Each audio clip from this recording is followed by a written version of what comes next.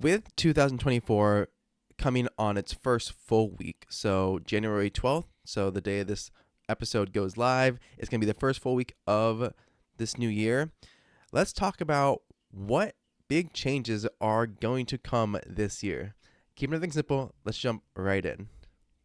Welcome back to the Keeping Everything Simple podcast. I'm your host and fellow student, Michael Klukas, and in this show, we boil down complicated problems into simple, actionable tips. So, if you have been following the show for a while, then you probably know that one of the main things that I talk about is just this kind of generational shift that tends to occur, between different segments of our lives. So whether that is our personal lives, our careers, how we are viewing just different topics and ideas, there are shifts that naturally are going to happen. And one of the big things I talked about in an episode last year, near the end of the year, was the fact that Gen Z is going to overtake baby boomers as full-time workers in the workforce in this year. And that's an estimated statistic that's what will happen. The reason why I start with that is because there is so much that changes in a given year that the saying goes, we overestimate what we can do in a year, but we underestimate what we can do in 3 years. And I feel like this is kind of the precipice to that. This is kind of the start to that for the current landscape that we're in right now. So let me explain.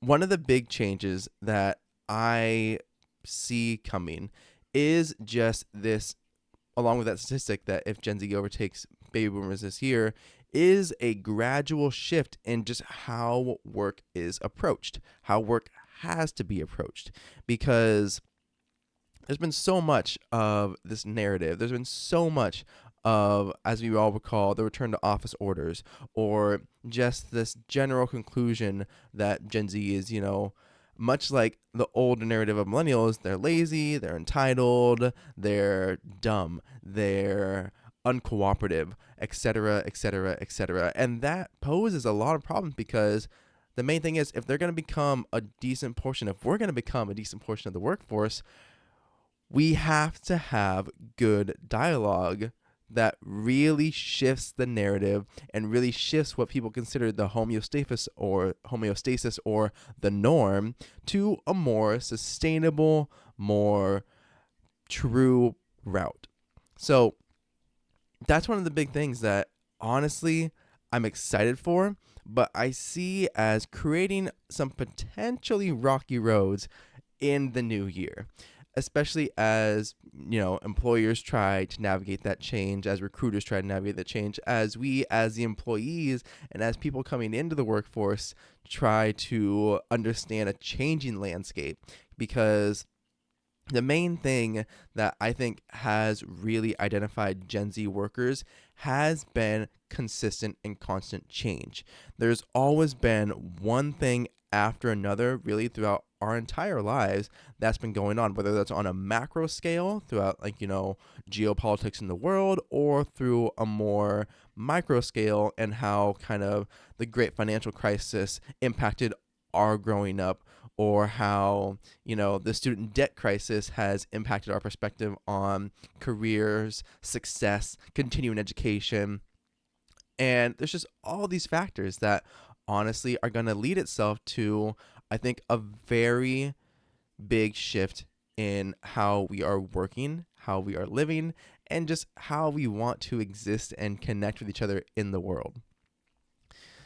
So one of the big things that honestly I really wanted to dive into this year, and I plan to dive into, is just changing mindsets. And so actually for Q1, that's kind of what my goal is going to be, asking that question and understanding, how do mindsets shift?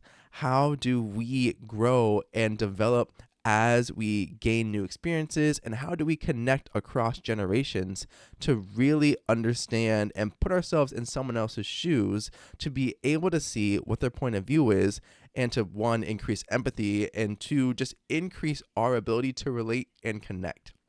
So for Q1, what do I have? In January through March. So for the rest of January, I'm going to be focusing on the question, how are we developing a new mindset? And as I said, this is important because with change being so prevalent in this year, so that's something that I'm going to kind of place my bet on right now, put my stake in the ground, is that we have to be able to develop adaptable mindsets. So we always hear the idea growth mindset, fixed mindset.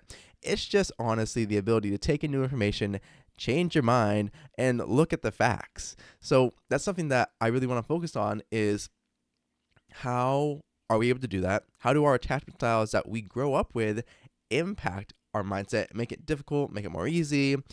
How do we find optimism in the uncertainty of today? And how are we also combining together the optimism that Gen Z tends to hold, that we know or believe that there's a better future for us, and the realism that there can be a better future, but there's a lot of work that has to happen? So that's kind of what we're going to focus on for the little rest of January here. That might be in 2 episodes, that might be in 4. I haven't fully decided that yet, but that's besides the point. So then going into February, I want to talk about like those generational mindsets. So questioning how optimistic is Gen Z actually? How are we actually more closely aligned with Gen X than baby boomers or millennials in terms of our work-life balance, our approach to just politics, and our approach to life in general? And why do generations clash so much reportedly? Because one of the big things is that's been a continual trend, but I think the other saying is that history doesn't repeat itself, but it often rhymes. Is the fact that there's always been these narrative shifts of, oh, this generation's so lazy. Like, that's a common one that, honestly, I think if any millennials are watching this or listening to this, you probably recall. You probably recall the conversations around avocado toast. You probably recall the conversations around getting your Starbucks and just how entitled you were getting into the workforce, or how unmotivated you were coming out of the financial crisis. We remember this. And those of us in Gen Z grew up watching that. Then now we have that narrative on us. And it's a very interesting dynamic. So we have to wonder, why does this reported clash occur? Because that doesn't have to be the case, but who knows? So I want to dive into that for February. And then revisiting the idea of negativity bias, why we are more geared towards, negative sentiment, negative memories, and just how negativity as an evolutionary trait has benefited us, but also how in today's world it can cause a lot more issues if we're not careful about it. And then also dive into the impact of social media on Gen Z. And this again goes to the idea of mindset, because there was the invention of the 24-hour news cycle, and that one created its whole host of problems and a whole host of benefits. And then there was the creation of social media, which I don't think you can go past 24/7, but somehow we managed to do it. And that in of itself, again, lends itself to a whole different dynamic that we haven't fully understood the impacts of. I think we're now coming to terms with some of it. However, there has to be a more comprehensive look at how is this impacting us as one of the younger generations. How is it impacting our lives? How is it impacting our working careers and just the trajectory that we're on? So that's something that I want to dive into in February. And then in March, the idea of how are we setting a new stage for a new mindset and a better, stronger foundation. So it's the idea that, you don't always need to burn the ships, but you should always be ready to. And that's this idea of moving forward unapologetically, moving forward and not giving yourself a chance to fall back, but trying to make progress any way that you can that benefits you. And then avoiding siloing yourself and then cutting off your flow of information, because you don't want to just have confirmation bias, which is where you only ever get fed what you want to get fed in terms of information, in terms of news. It's just something that you want to make sure doesn't happen, because there's so much information out there that, again, it can be overwhelming, but it's very important that we are able to sift through it and find the good nuggets of true gold and true solid news and science and data.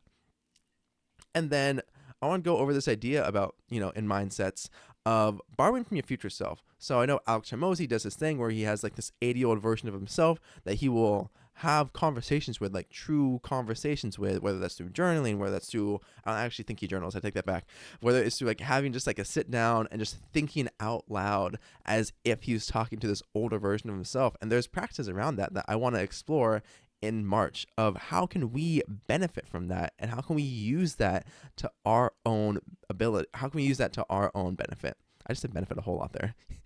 Never mind that.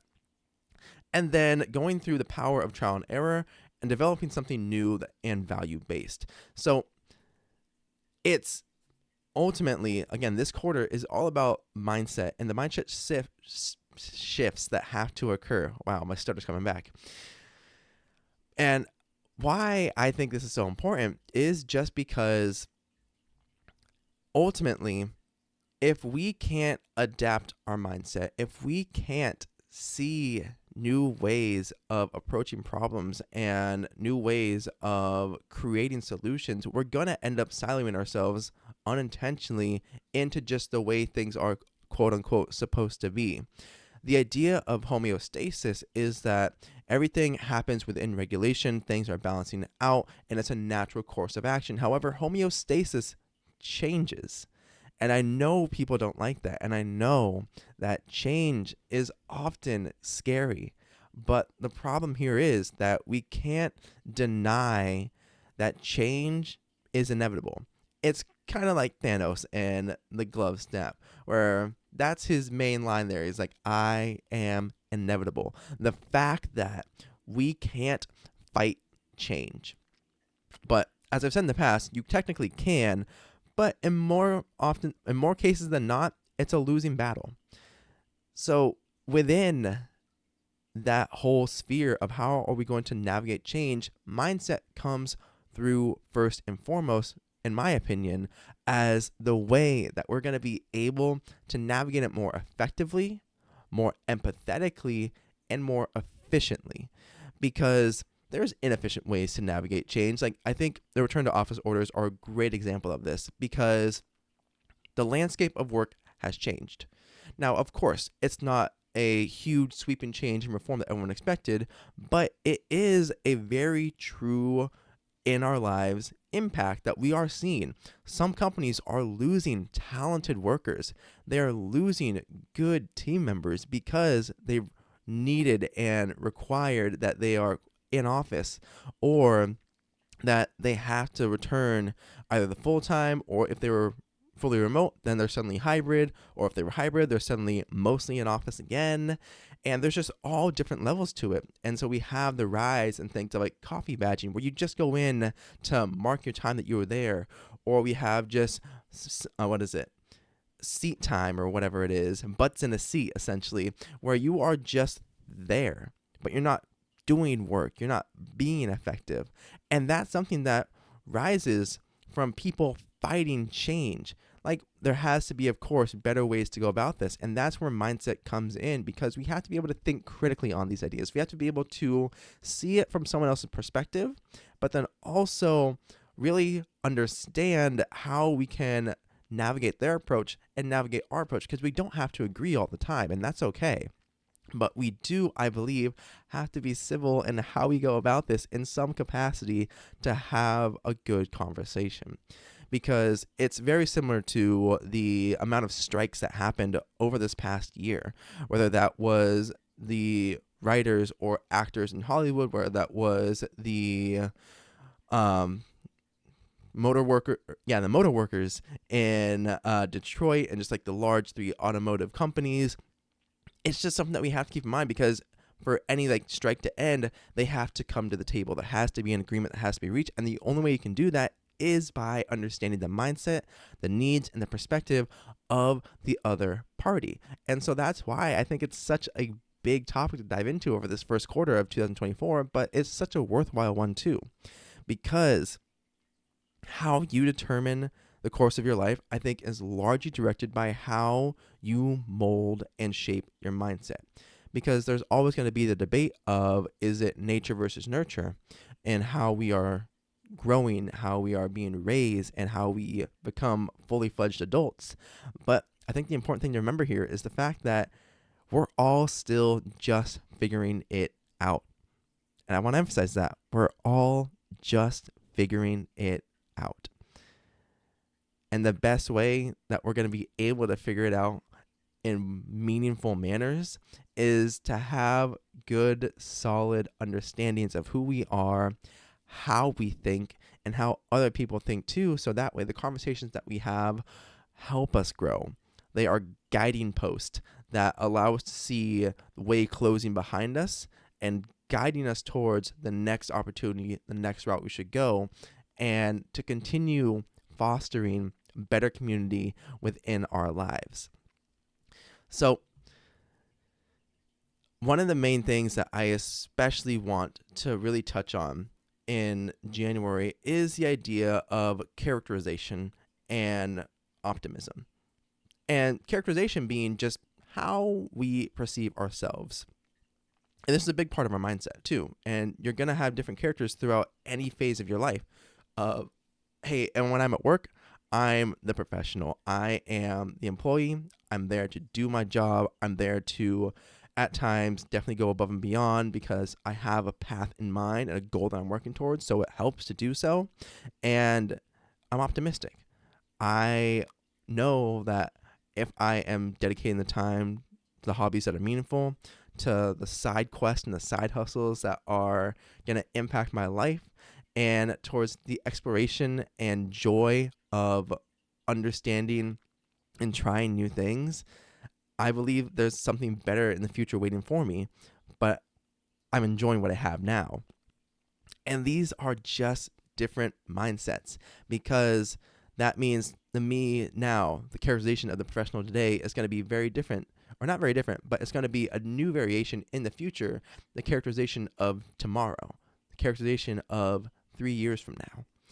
So that was a bit of a long-winded kind of discussion, or just a little intro to what's going to be coming throughout the rest of this quarter. And I really want you guys to think on this.